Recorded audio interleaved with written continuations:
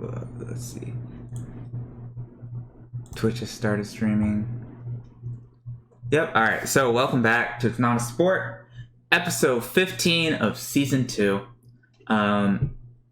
Honestly, not a whole lot of news this week. I wanted to talk about Game of Thrones, but I think I will hold off on that episode maybe till a couple weeks from now, because when June starts is when E3 starts and a lot of E3 news is coming on. So this week's kind of calm and low-key because all the news shall be coming within the next 4 or 5 weeks. So let's start, as we always do, with esports, starting with League of Legends. MSI concluded last week. As you see in the semifinals, it was Invictus Gaming versus Team Liquid, and Team Liquid won 3-1. And then SKT versus G2. G2 won 3-2.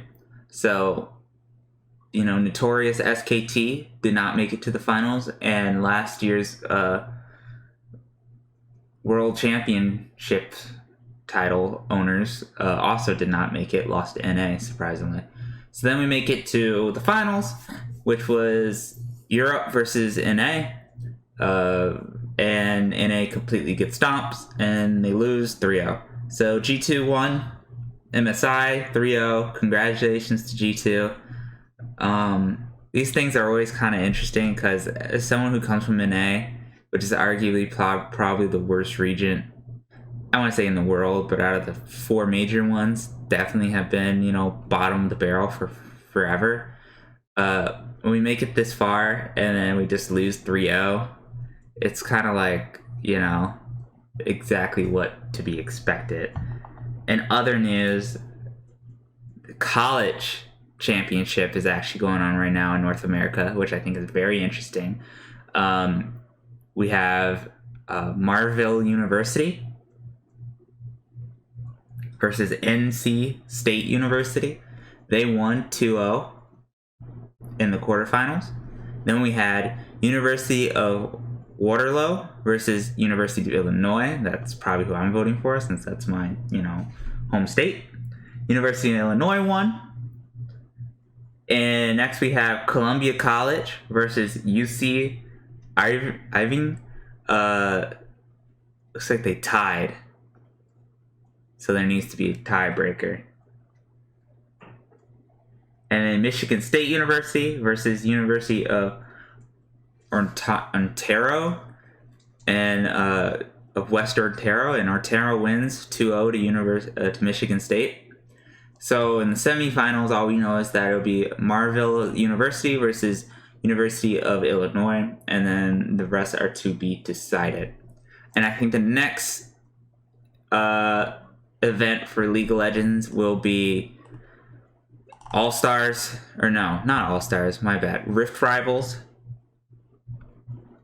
I believe, or they just go right into summer spring split before Worlds. I'm not too sure on how that works. In League of Legends, my bad, Overwatch League, San Francisco is in first place. Vancouver is in second, followed by London, then Los Angeles Gladiants, New York, Dallas, Hangzhou, Shanghai, Chengdu, Seoul, Philadelphia, Atlanta, Boston, Los Angeles Valiants, Toronto, Paris, Guangzhou, Washington, Florida, and Houston is last. And in terms of game releases,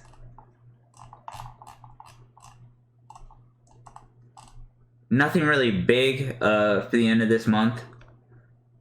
Again, maybe like the Resident Evils that are being released on the Switch, but there's nothing big. Going into June, though, early June, The Elder Scrolls Online has its expansion. Elsewhere, which I believe is like Skyrim, but for the Elder Scrolls Online, and you get a new class called the Necromancer. And then later that month will be early access for Final Fantasy XIV Shadowbringers expansion, and then that officially releases July 2nd. And then WoW Classic beta keys are also going around right now, so that's kind of the overall news with that. In terms of other small it-bit, news, Prey comes out of retirement, and I believe he's joining KT roster. He's only been in retirement for like 2-3 months technically, like officially. So gotta make that money, I guess. Pokemon Sword and Shield should have news coming soon.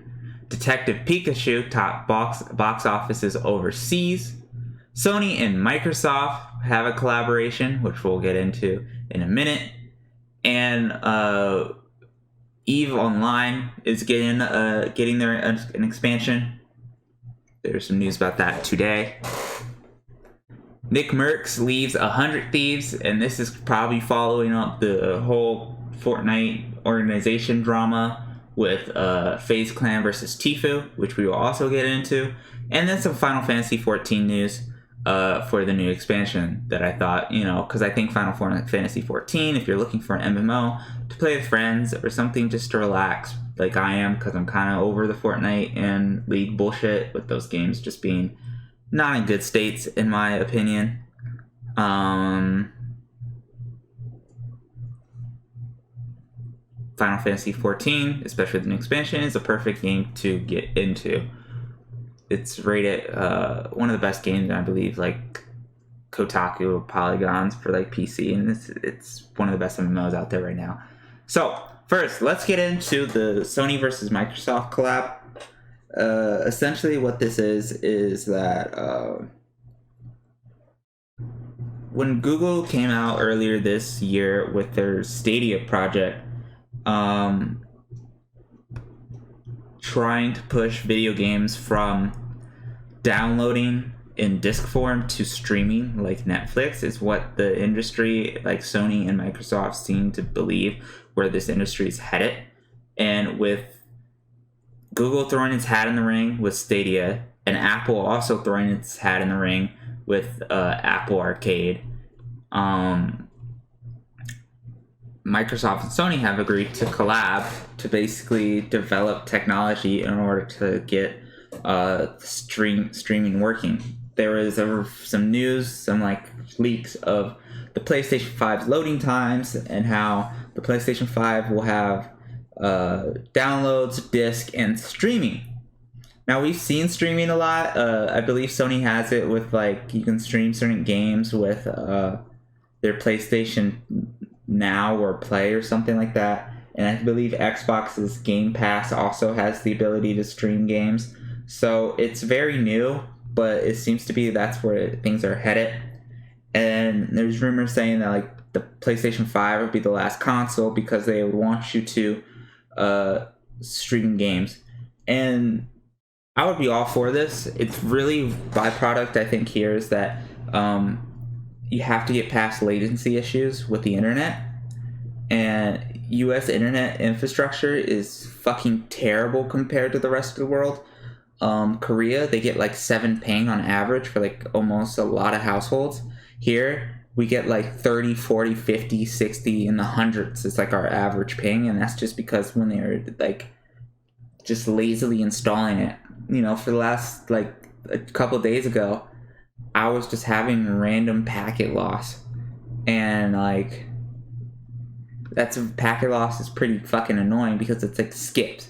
It's like I'm watching JoJo recently, right?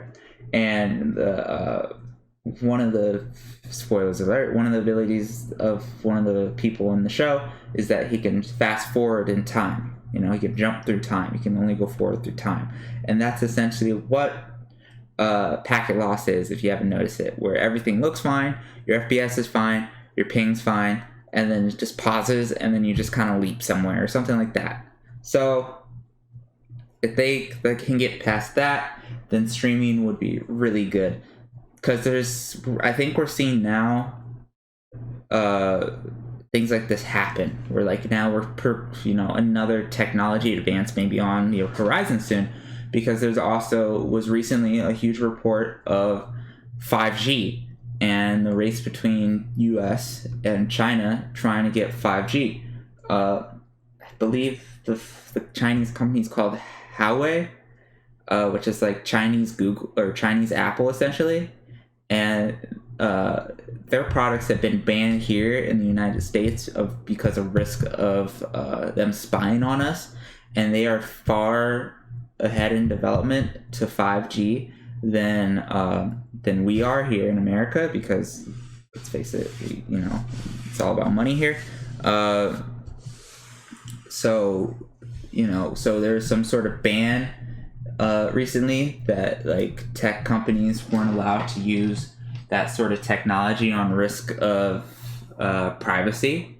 So I need to look into it some more. I definitely will, but it's definitely interesting, because it's another thing to do with the internet, it's another thing to do with download speed, it's another thing to do with streaming.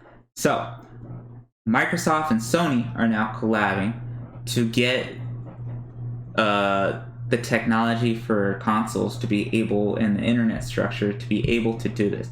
Because the only reason you buy consoles is because of the hardware. It's cheaper than PC hardware. So that's the only reason you're really buying consoles. And they have to keep upgrading this hardware each year. So eventually they don't want to. Eventually they want to cut back on that. And eventually it's probably just going to be, we're just streaming our games like Netflix. We're just buying. Which can be good and bad, especially with like how monopolies are going on with the industry right now. I mentioned that last week. And how we don't actually own our games anymore, and we own the license to play them. Just things like that, shady business practices. So I expect that maybe one day the government will actually kind of step in and regulate this a little bit more. But right now, again, I've said it before, we're in a very interesting spot. All right, so the other news is the Fortnite drama. So if you don't know, first things first, I have to say one of the reasons why I think Fortnite has done such a good job for the esports scene is because it failed in the esports scene. You can see a lot of, you can see how mad the community is at how Epic has managed the esports scene, and how they managed the game for esports, and how it's kind of died because of that, and how the esports scene is essentially a joke, which I think in the long run got a lot of people to really understand maybe where these companies are coming from, what's the real goal behind esports, how to run an esports scene. Where like if we look at League, which I think is the best esports league, like League, CSGO, Dota 2, Street Fighter probably, I'm not too sure. They run very good esports leagues. Overwatch League, yes, but it's inflated, as in Blizzard is just pouring a shit ton of money in it, so people are just choosing that and watching that. No one actually wants to watch it because of Overwatch or the game or the players, anything like that. It's just inflation with money. Have Magic is going through a really tough time with how to run their esports scene, because they just kind of rebranded it all and they didn't really think it through. And then we have Overwatch, where it's the most popular game in the world, and it's failed in the esports front, and it's failed hard, more than many. So we see things like the Tfue versus FaZe clan thing coming out. And now, full disclaimer, this kind of dispute between the two, there's no good or bad side, I don't think. Just from the evidence, I can see what the problem is, but we don't know all the information. It seems like just to publicly get the opinion of the public, both sides seem to be like kind of just spouting out bullshit against the other, is what I see. But here's the gist of it. So there was a clip about maybe a week or two ago saying that that Tfue was saying that the new players shouldn't join organizations because they take a really big cut of your revenue, essentially, right?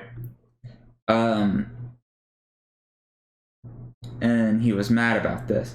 So then it leaked that articles posted that he was suing FaZe Clan over his contract. Essentially that they were taking, too much money from him and he wasn't making anything back. Now, then I think yesterday, the contract leaked, and I don't know if that's the real contract or not, but it was showing that like there were certain things in there that just kind of fucked over Tfue, which this is not new to the gaming scene. League of Legends had it, and we saw that like that's why League tried to open up like a player organization so stuff like this doesn't happen, because the problem with esports as a whole right now is that it's really new and it's not modeling itself off of these kids also that are playing are really fucking young, and they're not modeling themselves off of like the NBA, which League kind of did, or the NFL or any major sports league. And that's the same goes for the video game industry, with they're not modeling themselves after the movie industry with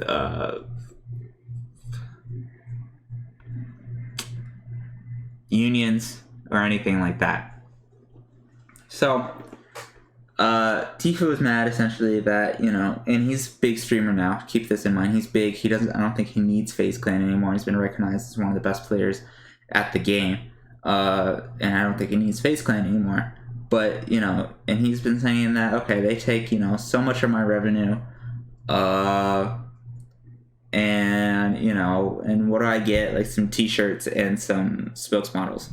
Some spokes like ads like representation.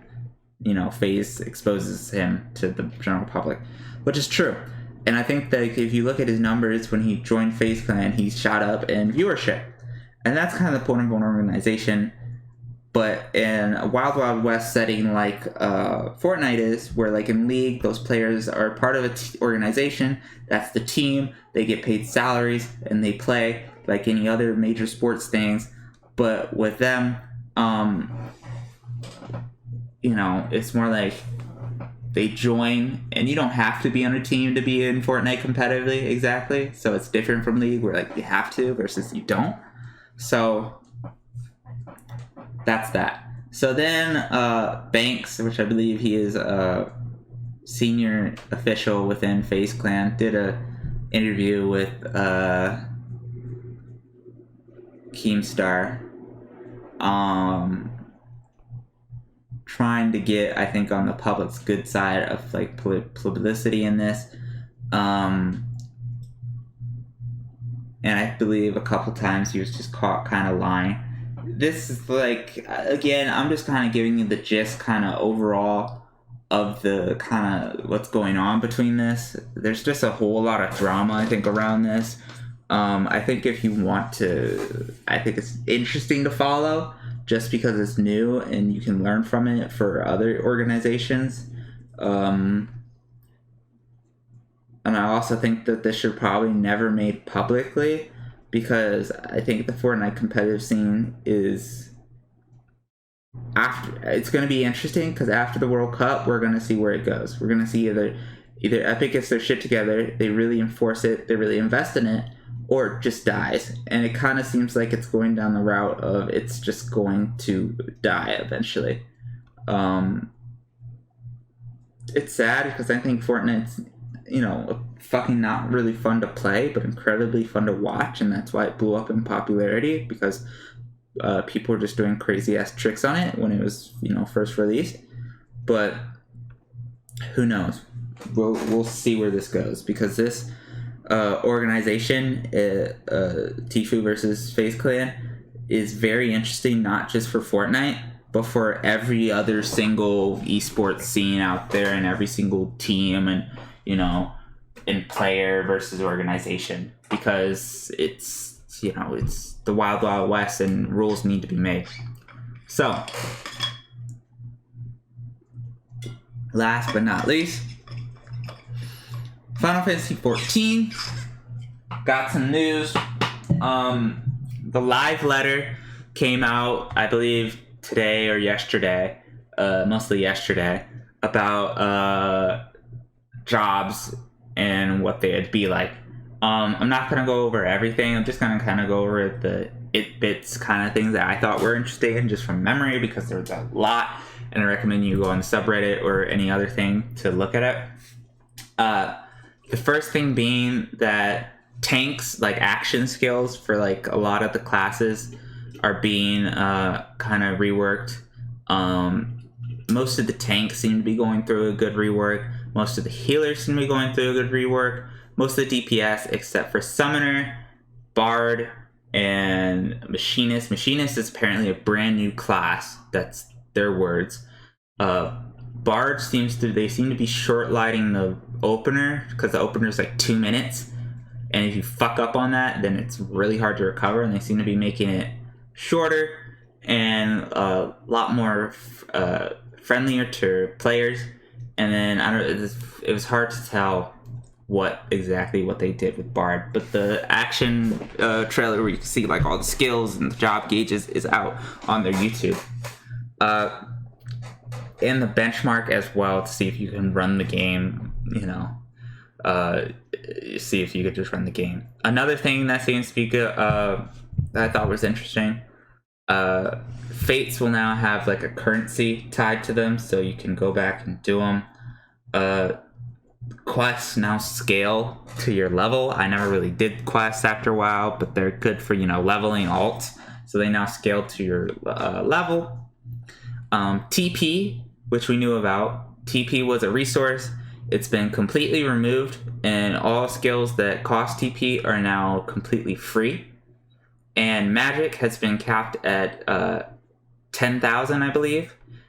And or MP has been capped at 10,000.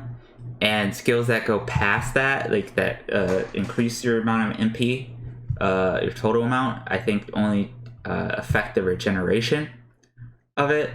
And so yeah, that's definitely interesting. That's kind of it. There's a lot more just news with Dancer, like a lot more. It's really about skill stuff, and I recommend, like, if you want to go see your individual class, go check it out. I think the ones that like need check out is like Machinist. I think the tanks are interesting. The healers is not too much information, and then of course I mean Summoner, so Summoner is also really interesting to me. I'm really excited for this expansion, and I recommend that if you're going to play it, you hop on that train now. Anyway, that's going to conclude this week's news. Again, like I said, not a whole lot going on. It's very slow until around the second week of June will be E3, which will be covering that. So until like next week. So like next week will also be kind of slow. I'll probably do Game of Thrones maybe next week. And then the week after that will be E3 predictions, then E3, and then the last like 2 weeks of June will be covering E3 news. Anyway, thank you for listening. We do this every Friday at around 7 p.m. or after. If you want to see all of our past shows, they're all on SoundCloud. If you want to listen to some of our shows, we're on Spotify, SoundCloud, iTunes, Google Podcasts, and YouTube. All of our past shows are on YouTube. My bad. That's it.